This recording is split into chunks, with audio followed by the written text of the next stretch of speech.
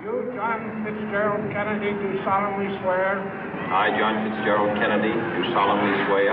That you will faithfully execute the office of President of the United States. That I will faithfully execute the office of President of the United States. And will, to the best of your ability. And will, to the best of my ability. Preserve, protect, and defend the Constitution of the United States. Preserve, protect, and defend the Constitution of the United States. So help you God. So help me God.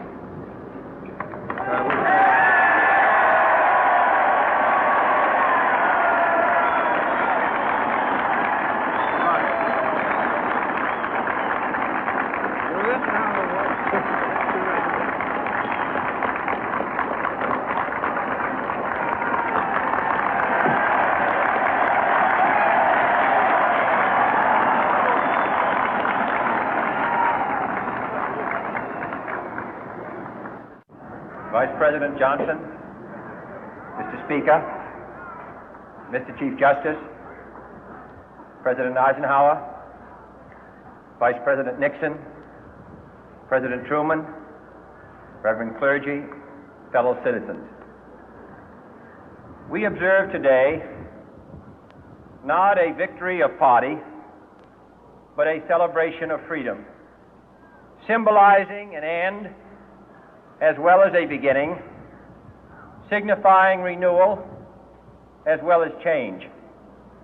For I have sworn before you and Almighty God the same solemn oath our forebears prescribed nearly a century and 3/4 ago. The world is very different now, for man holds in his mortal hands the power to abolish all forms of human poverty and all forms of human life.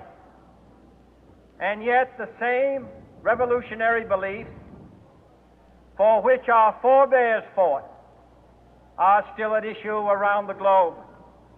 The belief that the rights of man come not from the generosity of the state, but from the hand of God. We dare not forget today that we are the heirs of that first revolution. Let the word go forth from this time and place to friend and foe alike that the torch has been passed to a new generation of Americans born in this century, tempered by war, disciplined by a hard and bitter peace, proud of our ancient heritage, and unwilling to witness or permit the slow undoing of those human rights to which this nation has always been committed and to which we are committed today at home and around the world.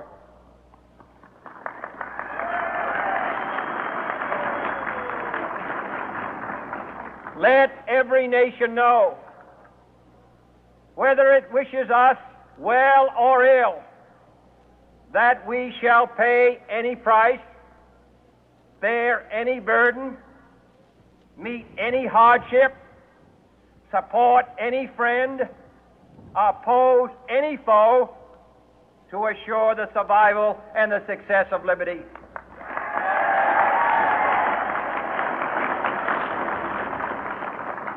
This much we pledge and more.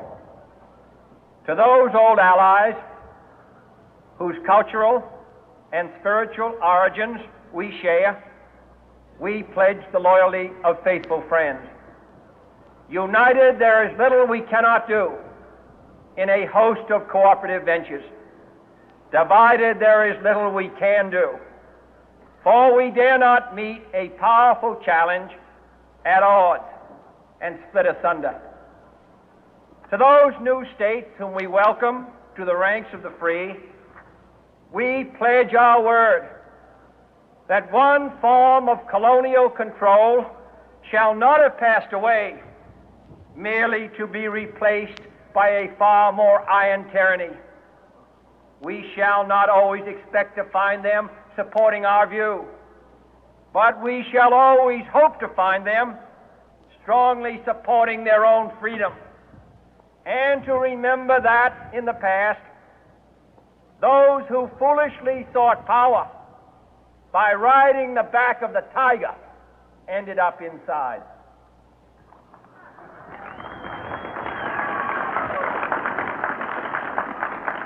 To those people in the huts and villages of half the globe struggling to break the bonds of mass misery, we pledge our best efforts to help them help themselves for whatever period is required, not because the communists may be doing it, not because we seek their votes, but because it is right. If a free society cannot help the many who are poor, it cannot save the few who are rich.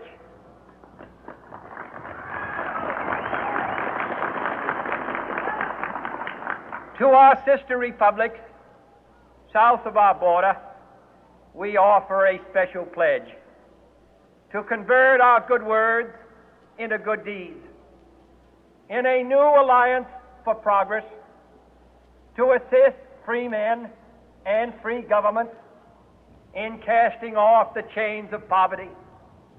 But this peaceful revolution of hope cannot become the prey of hostile powers. Let all our neighbors know that we shall join with them to oppose aggression or subversion anywhere in the Americas.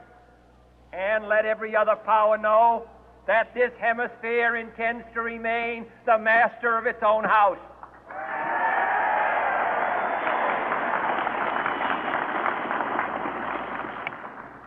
To that World Assembly of Sovereign States, the United Nations, our last best hope, in an age where the instruments of war have far outpaced the instruments of peace, we renew our pledge of support to prevent it from becoming merely a forum for invective, to strengthen its shield of the new and the weak, and to enlarge the area in which its writ may run.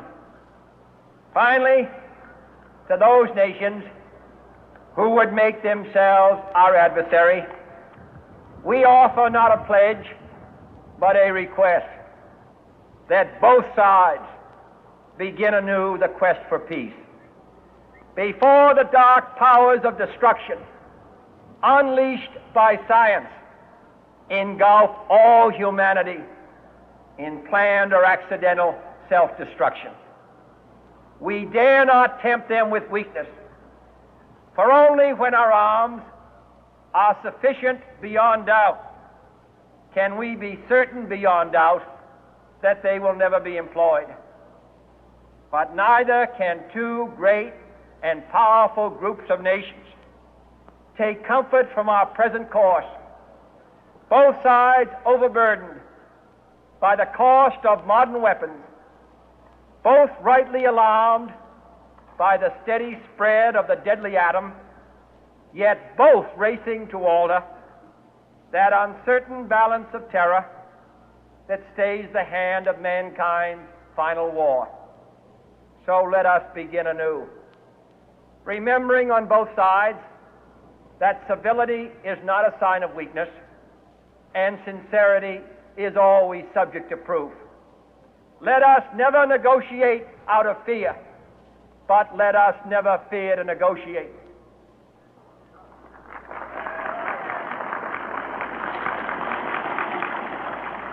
Let both sides explore what problems unite us, instead of belaboring those problems which divide us. Let both sides, for the first time, formulate serious and precise proposals for the inspection and control of arms, and bring the absolute power to destroy other nations under the absolute control of all nations.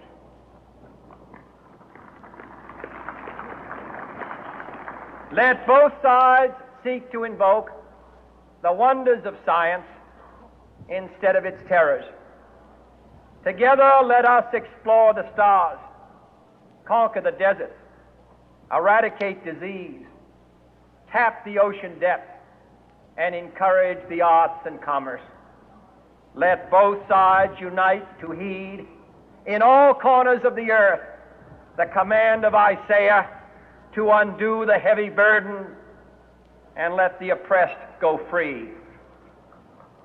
And if a beachhead of cooperation may push back the jungle of suspicion, let both sides join in creating a new endeavor, not a new balance of power, but a new world of law, where the strong are just and the weak secure and the peace preserved. All this will not be finished in the first 100 days, nor will it be finished in the first 1,000 days, nor in the life of this administration, nor even perhaps in our lifetime on this planet. But let us begin.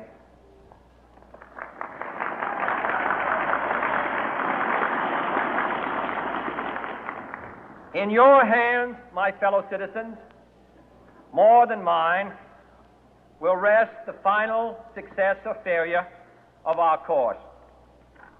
Since this country was founded, each generation of Americans has been summoned to give testimony to its national loyalty.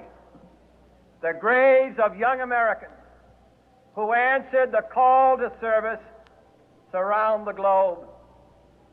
Now the trumpet summons us again, not as a call to bear arms, though arms we need, not as a call to battle, though in battle we are, but a call to bear the burden of a long twilight struggle, year in and year out, rejoicing in hope, patient in tribulation, a struggle against the common enemies of man, tyranny, poverty, disease, and war itself.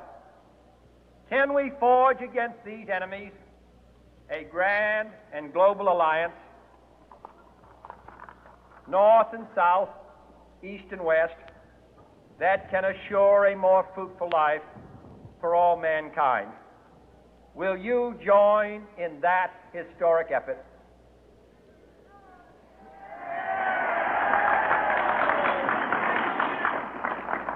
In the long history of the world, only a few generations have been granted the role of defending freedom in its hour of maximum danger.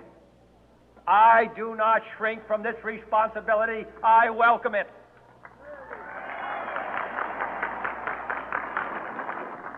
I do not believe that any of us would exchange places with any other people or any other generation. The energy, the faith, the devotion which we bring to this endeavor will light our country and all who serve it. And the glow from that fire can truly light the world. And so, my fellow Americans, ask not what your country can do for you, ask what you can do for your country.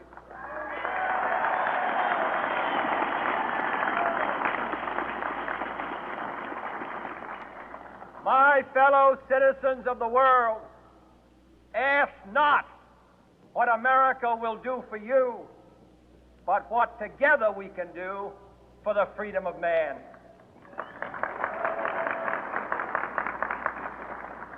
Finally, whether you are citizens of America or citizens of the world, ask of us here the same high standards of strength and sacrifice which we ask of you.